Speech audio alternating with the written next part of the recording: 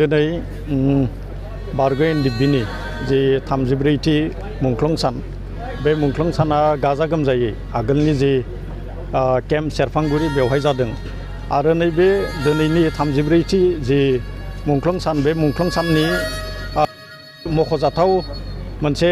नुथाय जों नुदों दा बेवहाय आगोलाव बिथांमोना जिखिनि फेक्सन जिखिनि माने गावबा गाव गावनानै थानाय जि ग्रुपमोन हानजामोन बिथांमोना गावबा गाव फालिदोंमोन किन्तु दिनै नुदों दे बेवहाय गासैबो जिखिनि हानजा बे हानजाया बेवहाय जयैनो दे मुंख्लं सानखौ फालिदों आरो बेयो जोंनि थाखाय जोंनि बर' हारिनि थाखाय आरोबाव बेयो मोनसे मोजां खौरां बियो आरो बेयो साबसिन मोनसे खौराङा जाहैदों मा जोंनि गेजेराव जि गावनानै थानाय मोनब्रै हानजा एनडिएफबि बियो बारग' एनडिएफबि बिथांमोना दिनै खौसेयै नैबे सेरफांगुरि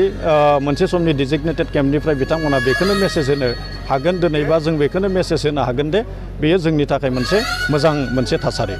नैबे समाव जों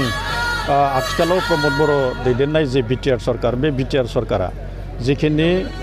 रिहेबिलिटेसन बे रिहेबिलिटेसननि जिखिनि हाबाफारि बियो जाबाय थादों दे थांनानै थानाय जिखिनि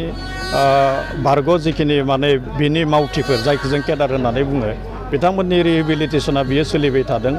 आरोबाव एसे आद्रा दंबावो बेखौ जोबोद थाबैनो बेनि जि मोनसे मा होननानै बुंदों रिहेबिलिटेसन बेखौ होनाय जागोन आरो जिखिनि बिथांमोना मुंख्लं जालांबाय जाय न'खरफोरा मुंख्लं जालांबाय बिथांमोननि थाखाय जिखिनि मोनसे फारिलाइ होनांगौ बे फारिलाइखौ BTR सरकारनिफ्राय आसाम सरकारनो हरनाय जाबाय आरो बेबो जोबोद थाबैनो बेनि जि मोनसे माने रिहेबिलिटेसन बा कम्पेनसेसन बे कम्पेनसेसना मुंख्लंफोरनि बियो जागोन आरोबाव जिखिनि केसआ अलरेडि जिखिनि केस माखासे केस दोङो बे केसआ जेबो माने कन्डिसन गैयालासेनो बियो उइथड्र जानो थांगासिनो दोङो बावैसो